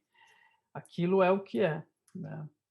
Não dá para... Eu acho errado essa leitura, né, da história, de tentar provar que a fotografia é isso ou aquilo, né? Porque, na verdade, ela é a mensagem, né? O que está ali que vai dizer se, é. né? Que pode ser, né? É. A E é isso que eu mensagem. acho genial neles, né? E o que eu acho mais, o que me dá dó, assim, é de ver, conversando com o Cordier, eu queria muito ter entrevistado o Briat também, mas o meu francês não dava para tanto. O Cordier ainda falava inglês, eu conseguia conversar com ele e tal. Mas deles terem feito exatamente isso, né? De começar a questionar as coisas no auge que a galera que estava fazendo o oposto, estava pregando o oposto, estava fazendo, né? Então, eu acho isso, eles foram muito nisso que você está falando de, tá, mas vocês estão dizendo que fotografia é isso? Mas peraí, o que eu estou fazendo também é fotografia e não tem nada a ver com isso, né? Então, peraí, vou fazer uma fotografia, então peraí, você está dizendo que isso aí é fotografia? Peraí, que eu já volto, vou fazer uma fotografia que não tem nada disso aí e continua sendo fotografia, né? Ainda encaixa. Né? Claro que não é exatamente igual, são outros parâmetros, né? Não dá para dizer que é exatamente a mesma coisa que uma fotografia do Bresson, que fotojornalismo, são propostas completamente diferentes, mas é isso. Vamos meio que parar de tentar classificar e botar numa caixinha, deixa a galera fazer o que quer, né? E aí, gente, perguntas? A gente está aqui no bate-papo. Falei demais já, gente. Dúvidas, perguntas? Eu tenho várias, assim, mas claro que eu vou fazer só uma. Eu vou tentar, pelo menos. Não, muito legal, né? Não conhecia nenhum deles, né? Conhecia já a Raquel, mas não conhecia nenhum dos citados, assim. Fiquei bem impressionado, assim, fui buscar, né? Enfim, eu fico assim meio no paralelo, assim. Não sei quem consegue assistir coisa numa tela só, né? Você fica assim, não, uma coisa, mas enfim. Raquel, de alguma maneira esses caras eles não têm um reconhecimento no presente, mas eles tiveram um reconhecimento no passado, né? Assim, não é assim tão eu não, tipo, o que eu fiquei pensando é assim, até que ponto minhas perguntas assim dentro da mesma é assim, até que ponto eles foram reconhecidos, sei lá, do final dos 50 até os 70, teve um momento em que aquilo fazia sentido, depois isso por algum motivo não continuou, né? Se Uhum. artistas mais recentes, por exemplo, que usam desse tipo de técnica, como você, desses procedimentos, vamos dizer assim, se eles ou mais antigos, sei lá, o Adam Fus, eu pensei, ou outros que usam essas coisas, se eles não citam ou não tem isso como uma memória, ou se todo mundo que vai nos processos alternativos, tipo, inventa do zero, assim, no sentido de parece que descobre através do processo e não através de referência, né? Assim, você teria esse outro universo de referências mais fora do, vamos dizer assim, do institucional americano, né, de museu e de revista, e dentro de um outro espaço europeu, enfim. Essa era só uma coisa assim de tipo, se não tem artistas que falam deles e como uma referência, né? Não achei, Ricardo, não achei. Achei pouquíssimo, assim. E olha que eu fui atrás. O único, assim, claro, eu estava em Toronto, né? Tava muito mais fácil de achar e de pesquisar se não fosse online por lá, né? Mas eu só fui achar algumas coisas na França, pouquíssima gente citando. Pouquíssima gente citando. E o que eu acho muito louco, que me dá dó é isso, porque assim, toda a geração dos anos 80, da galera experimental, que começou a fazer transferência de Polaroid e tal, essa galera toda bebeu nesses caras. Mas nem sabe, né? Alguém, assim, é o que você falou, eles, na época, eles tiveram alguma repercussão, e a grande mágoa do Cordier é exatamente essa, que o trabalho dele tem um tamanho do ego do tamanho do mundo, né? A biografia dele, ele começa, o primeiro fato é eu nasci, o segundo fato é eu inventei o quimigrama tantos anos depois. Não fala nada do processo dele. Mas tem uma mágoa disso, né? Tipo, pô, meu, os caras beberam na gente e não citam, né? E não dão crédito, porque você não chega, você não faz esse pulo de estar fotografando que nem o Bresson para desmontar Polaroid, se não passa, não necessariamente por eles, né?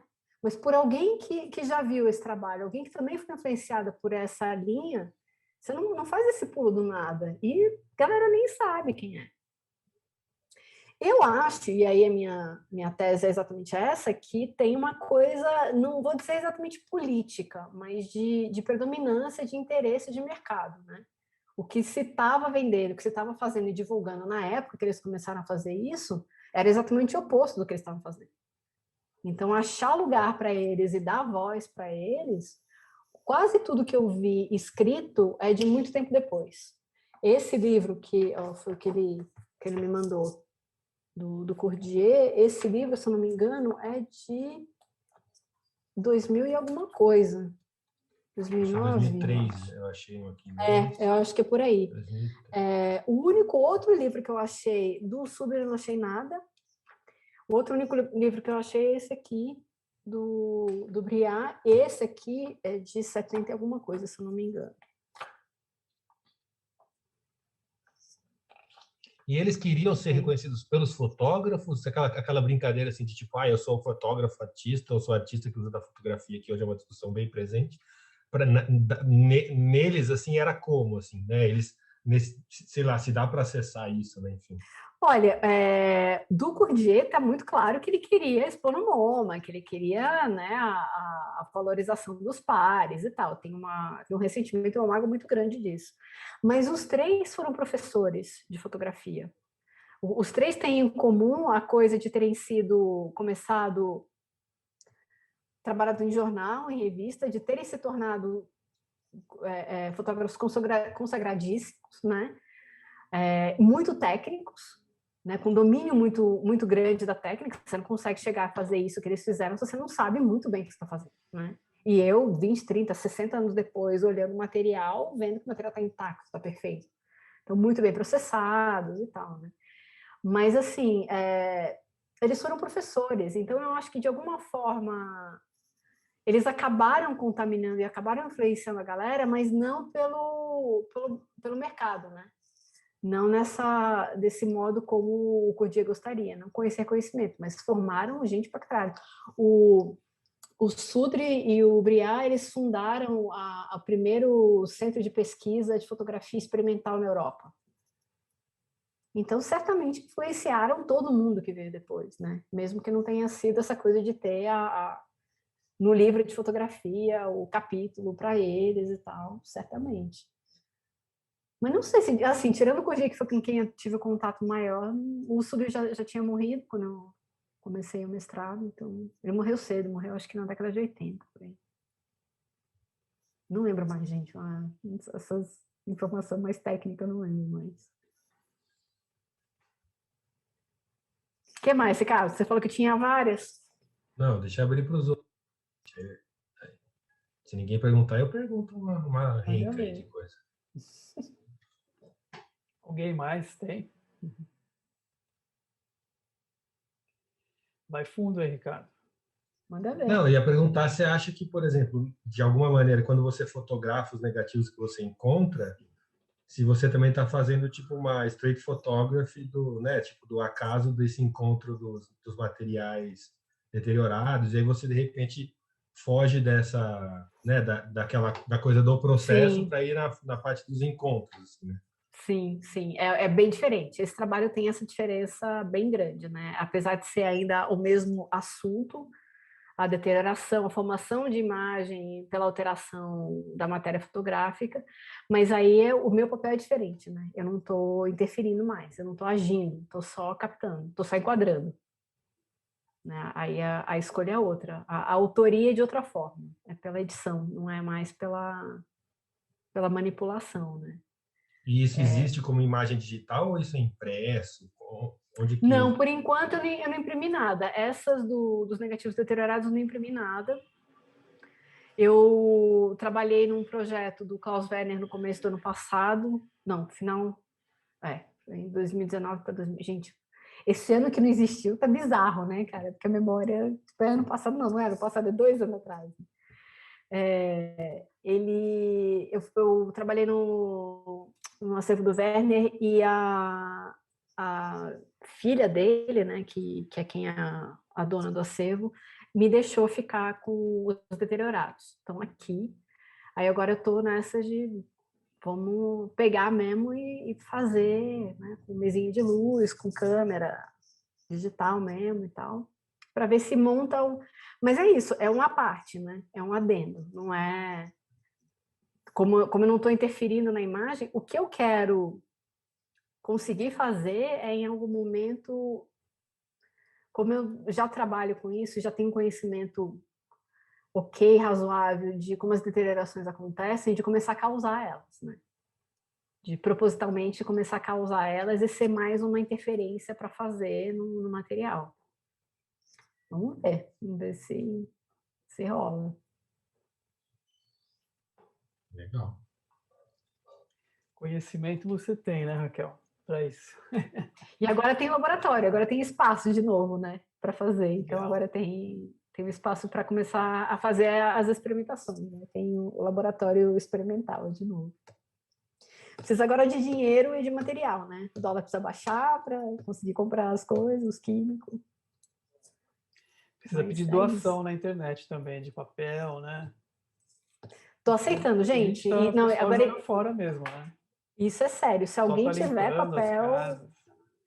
Se alguém tiver papel químico, coisa de laboratório, preto e branco ou colorido, não joga fora, me dá, eu dou um jeito de pegar, porque para mim, assim, se não quiser usar, se não quiser testar, se não quiser fazer, super recomendo. Pega já tá velado mesmo, tal. Abre o papel na luz, pega uma bandejinha, se tiver os químicos junto também, algodãozinho, cotonete, pincel e vai, meu. Já perdeu o mesmo negócio, ninguém precisa ver, se não der certo, se ficar muito feio, joga fora, não conta pra ninguém. Se ficar legal, já pode dizer que tá fazendo quimigrama. Eu tenho coisas aqui, ganhei um lote de cromos que um fotógrafo perdeu, uma enchente na casa dele, ele ia jogar fora e eu fui lá, opa, daqui. Não, peraí, né? É, Peraí. Pra mim tem uso, né? Isso pra mim é, não é lixo, né? Isso é muito legal. tenho Polaroids também, tenho algumas coisas aqui, mas eu não posso te dar.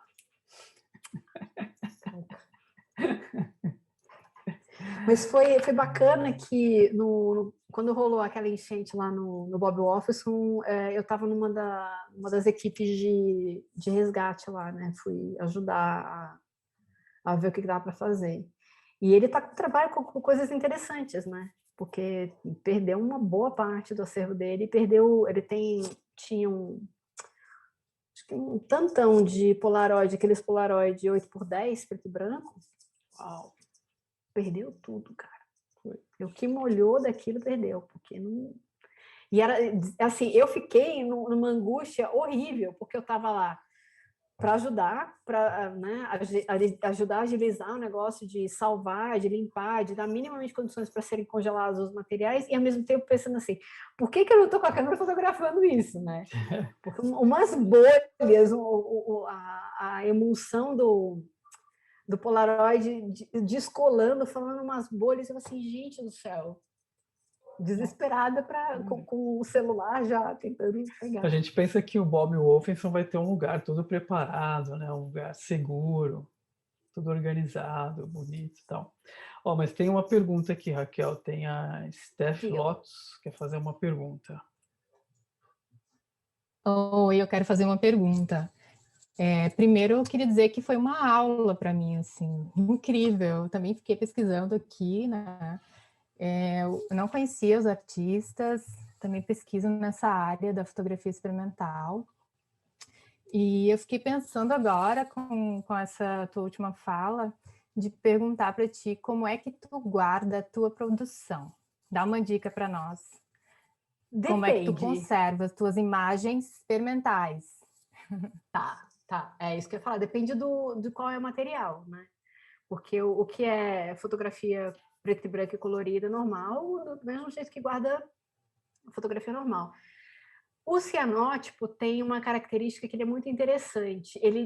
Todos eles desbotam ou oxidam com luz e umidade, né? Então, para qualquer material fotográfico, se você puder tirar a umidade, normalmente é o que mais atrapalha.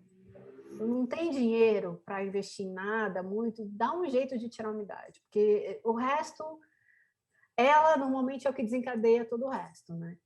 Isso mas com tudo, né? Com as câmeras também, né? Com todo material fotográfico, eu guardo água. tudo numa caixinha com desumidificador, porque vai Mas tudo embora. É isso mesmo, né? Não tem... Desde o equipamento, é isso que eu estou falando, tanto o analógico quanto o digital, a umidade e calor são as piores coisas, né? Se juntar os dois, então, aí é perda total, né? Mas o cianótipo tem uma coisa que é engraçado, todos eles desbotam e tal, os que têm sal de prata, como o papel salgado, a albumina, e às vezes o Van Dyke também, a prata vai oxidando, vai fazendo esse efeito metálico. Todo mundo já viu foto velha, principalmente ampliação, que às vezes tem uns pedaços que estão prateados, né? Isso, o que acontece? Você tem o papel, a emulsão, que é uma camada microscópica de gelatina com os sais de prata lá no meio. Com a umidade e a luz batendo nesses sais de prata, eles vão quebrando, a umidade quebra a molécula do sal de prata que não foi exposto à luz, que não foi metalizado, que não foi revelado e tal.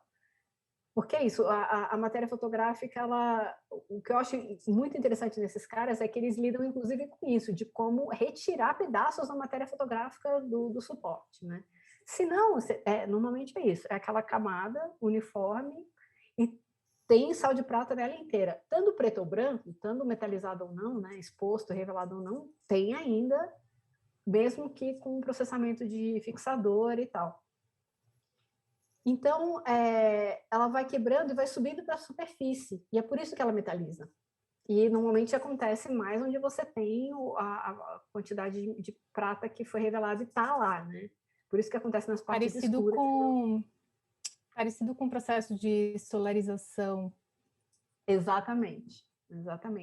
A solarização é um processo químico que meio que força isso, né? Ele acelera isso. Não é exatamente a mesma coisa, mas é parecido. E o cianótipo tem uma coisa que... O cianótipo ele tem uma característica interessante que ele, se estiver exposto ao sol, ele vai desbotando, mas se você guardar ele um tempo no escuro, vedado total, ele recupera uma parte. Mas tem isso, como os meus trabalhos, né, principalmente esses do TCC, é um papel grosso, que foi encolado, não foi processado industrialmente. Então, como é que eu fiz a encolagem?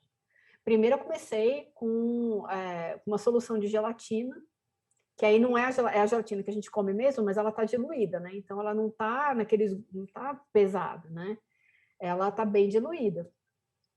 E aí eu primeiro passava com o pincel, espalhava, e quando eu entendi que eu estava querendo que o acaso começasse a criar as imagens também, eu já comecei a dar mais coloquei mais uma variável na história. Então, em vez de pegar a mesma diluição de gelatina para encolar o papel inteiro o mais uniforme possível, eu fiz 3, 4 diluições dela, umas bem mais concentradas e outras menos. Pegava o pincel e ia dando uma de Pollock, encharcava o pincel e respingava, assim, né?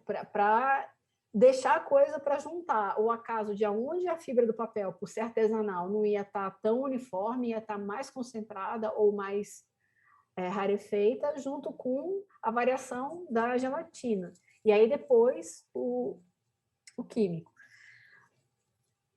Esses papéis absorvem muita química. Então, o processo de lavagem, de revelação e fixação depois, ele tem que ser muito bem feito. E mesmo muito bem feito, é o que eu falei, o cianótipo ele é um rebaixador, né? Ele clareia os outros, ele apaga os outros, né? Então, se ficou resíduo do cianótipo, e 99% delas tem algum resíduo, porque por mais que eu tenha lavado o papel, como é um papel artesanal, ele de uma hora que começava a desfazer, né? Não dava para lavar mais. Ele não tinha a encolagem, não tinha cola industrial. Papel industrial a gente coloca na água e já dá uma bambeada, né? Então eu tinha uma limitação de como eu tinha que lavar. Era um processo muito lento. Eu não podia deixar a mangueira direto. Tinha que botar papel na bandeja com água, deixar um tempo, escoar a água, botar água de novo e tal. Então, aí não tem muito o que fazer, né? Porque elas vão continuar reagindo entre elas, e aí com poluição, com calor, com umidade, com mora em São Paulo. Eu fiquei com uma curiosidade também, que você mostrou seu trabalho antes da pesquisa do mestrado, e você falou que no seu mestrado você não teve muita abertura poética, digamos assim, né? Você teve que fazer um trabalho formal, como a universidade te solicitou. Sim. E aí eu fiquei pensando o seguinte: como você fez? Porque eu imagino que você tenha produzido durante sua pesquisa,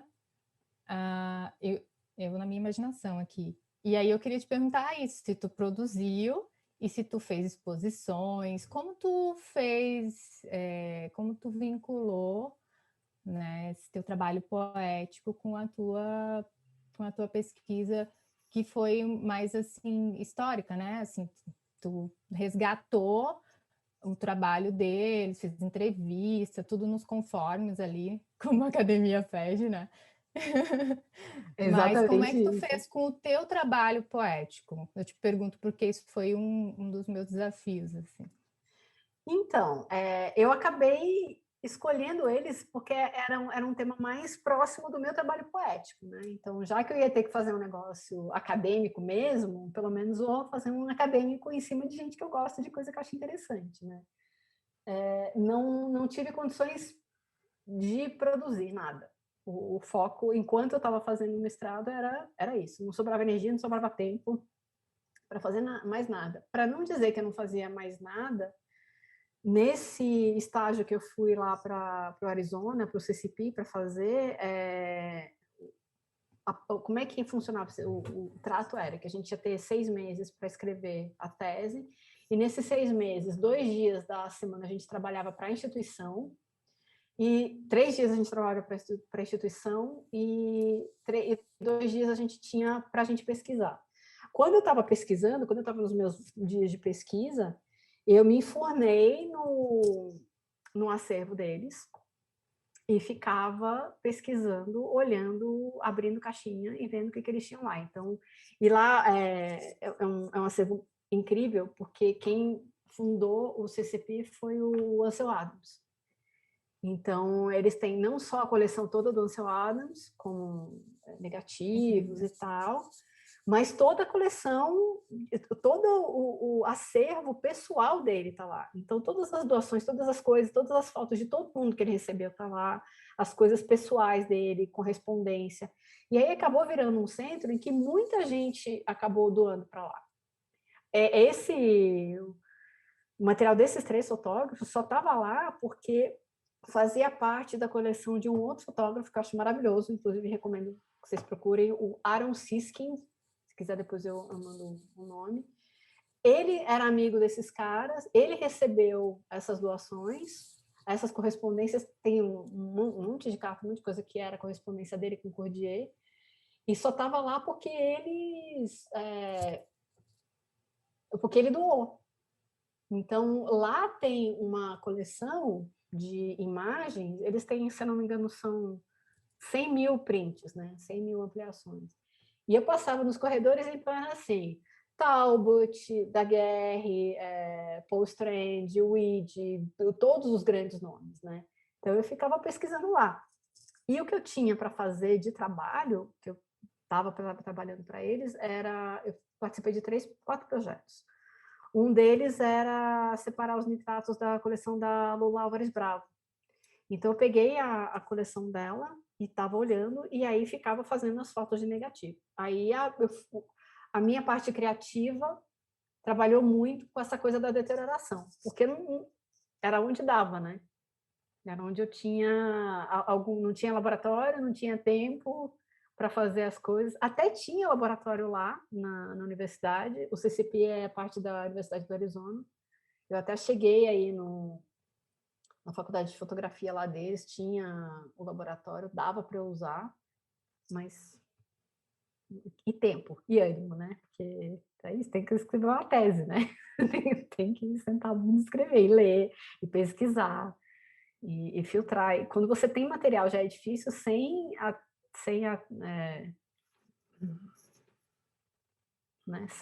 achar nada, fica mais difícil. Raquel, acho que tem Foi, muitas né? histórias aí, Já falamos né? muito. Muitas histórias. Eu acho que se alguém tiver mais alguma pergunta, acho que pode entrar em contato com a Raquel, né? A hora que vocês quiserem. Se quiserem ler a tese, está em inglês, mas eu posso passar o link. Tem mais detalhes, tem coisas mais... Tem um vazamento teórico mais histórico, mais bacana. Tá. Então, quem quiser pode procurar a Raquel diretamente aí nas redes sociais. Só avisar para quem está aí que a Steph Lotus é a nossa próxima convidada, né? Então, espero vocês aí na quarta que vem. E agradecer a Raquel, né, por ter trazido essas informações aí da história da fotografia que são bem desconhecidas, né? Interessantes. Acho que precisa saber disso, né? Isso precisa circular mais, né? Eu acho. Obrigado, Raquel, por ter aceitado o convite. Obrigado a todos vocês aí. Boa noite. E é isso. Obrigada, gente. Adorei. Obrigado pelas perguntas. Obrigado a todos. Semana que vem tem mais.